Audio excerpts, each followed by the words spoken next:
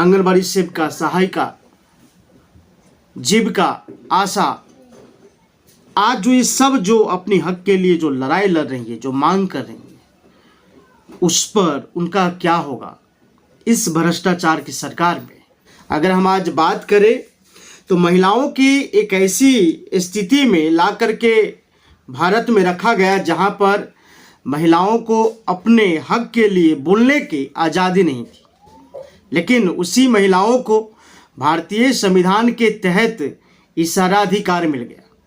उसी अधिकार के बदौलत आज जो है कई सारे रूपों की आज़ादी मिली, जहां पर रोजगार के लिए भी जो है आंदोलन कर सकती है, धरना प्रदर्शन कर सकती हैं, वोट देने के अधिकार भी दिया गया। संविधान एक ऐसी ताकत प्रदान किया महिलाओं को जो आज रोजगार के लिए भी जो है धरना प्रदर्शन कर सकती है। सरकार चुनने के लिए भी जो है उन्हें आज़ादी तक मिल गई, लेकिन इस बीच में फिर से वही सरकार नाटक एक प्रकार का ऐसा कर रहा है जहां पर महिलाओं को रोड पर आज भी उतर करके धरना प्रदर्शन करने पर मजबूर किया जा रहा है।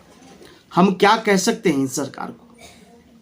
हम इन सरकार को क्या कह सकते हैं कि आज भी आंगनबाड़ी सेविका और सहायिका, जीविका, इन सब महिलाओं को आज भी उसी प्रकार से शोषण किया जा रहा है जिस प्रकार से अंग्रेज से पहले शोषण किया करता था। किसी भी महिलाओं को पढ़ने का अधिकार नहीं था, किसी भी महिला को अपनी बात रखने का अधिकार नहीं था, यहां तक कि महिलाओं को संपत्ति रखने के अधिकार नहीं दिया था, यहां तक कि महिला को अपना जिस्म ढकने का अधिकार नहीं था, अपने स्तन ढकने तक को अधिकार नहीं दिया गया था।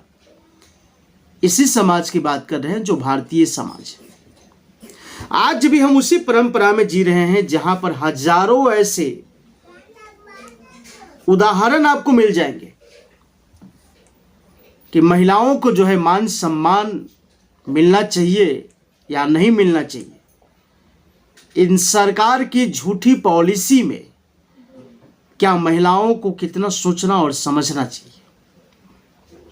हम आपको बताना चाहूंगा, अभी अभी भाजपा के एक उम्मीदवार है, एक नेता है जो बंगाल के मुख्यमंत्री ममता बनर्जी को आपत्तिजनक शब्द का प्रयोग किया है। ममता बनर्जी जिस स्टेट में जाते हैं, जहां जाते हैं, वहीं की वो बताती कि मैं बेटी हूं। अगर एक महिला अगर वो बता रही है कि मैं इस समाज, इस देश, इस राज्य की बेटी हूं, इसमें आपत्ति क्या है? इसमें अगर आपत्ति आपको अगर नजर आ रहा है तो हम कहेंगे कि इस समाज को, इस पुरुष वाले समाज को अपनी नजरिया बदलने की जरूरत है। हम अगर अपनी नजरिया को नहीं बदल सकते तो हम अपनी विचार को भी प्रकट नहीं कर सकते। लेकिन एक बीजेपी के सांसद के उम्मीदवार हैं जिसने कहा है कि लोगों को पूछना चाहिए ममता बनर्जी से कि तुम्हारा बाप कौन है। हमेशा से महिलाओं को एक ऐसी जगह, एक ऐसी समाज के अंदर ला करके खड़ा किया है जहां पर हम सिर्फ और सिर्फ महिलाओं को कोई भी, किसी भी तरीके से हम उन्हें एक प्रकार के कहा जाता है कि वैल्यू देना, रिस्पेक्ट करना। हमारी समाज धीरे धीरे अपनी सभ्यता, मर्यादा खोते हुए जा रहा है। लेकिन क्यों एक तरफ सरकार कह रहा है कि बेटी बचाओ और बेटी पढ़ाओ, और दूसरी तरफ इन शब्दों की मर्यादा को उल्लंघन खुद करते हैं? क्या कहेंगे आप?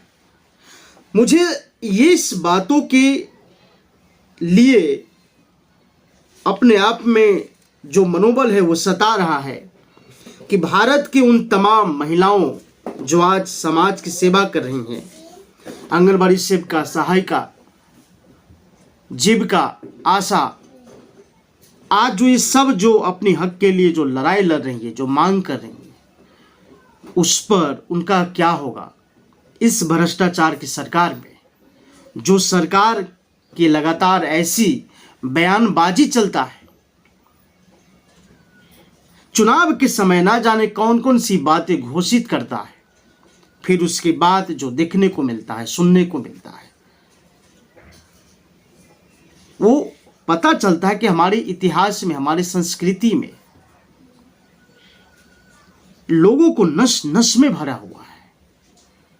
फिर भी हम धर्म प्रधान, लोकतंत्र, बेटी बचाओ बेटी पढ़ाओ की नारा हमारी समाज में लगता है। हम इसको क्या कह सकते हैं? हमें लगता है कि आज जो भी आंगनबाड़ी सेविका, सहायिका जो धरना प्रदर्शन कर रही हैं, वो कहीं ना कहीं हमारे समाज को वो आईना दिखा रही है कि पहचानो अपनी असली चेहरा को इस आईने में। जिसे तुम जानना चाहते हो वो कोई और नहीं बल्कि तुम्हारे ही जननी है वो।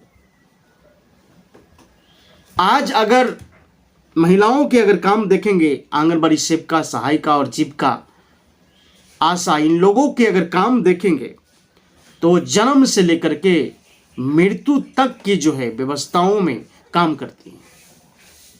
फिर भी हम इसे आंवला ही समझते हैं, हम फिर भी इसे इज्जत नहीं देते हैं, हम फिर भी इसे रिस्पेक्ट नहीं करते हैं। आखिर क्यों हमारी इस प्रकार की मानसिकता हो रही है? इस प्रकार की मानसिकता क्यों हो रहा है? हम इस पर गहन विचार क्यों नहीं कर रहे हैं? हमारी समाज आज भी जो है उन व्यवस्थाओं में क्यों नहीं रिस्पेक्ट कर रहा है जो समाज के बच्चों को आगे बढ़ाने की काम करता है, जो आगे महिलाओं को बढ़ाने में जो महिला ही सहयोग करती है, वो है आंगनबाड़ी सेविका, सहायिका, आशा, जीविका। इन सारे महिलाओं को मुझे लगता है कि एक सम्मानजनक तौर पर सरकार को हर चीज़ों के अधिकार देना चाहिए, हर व्यवस्थाओं में उसे आगे लाना चाहिए। ये नहीं कि सिर्फ वोट लेने के लिए इन्हें तमाम तरीके से यूज किया जाए।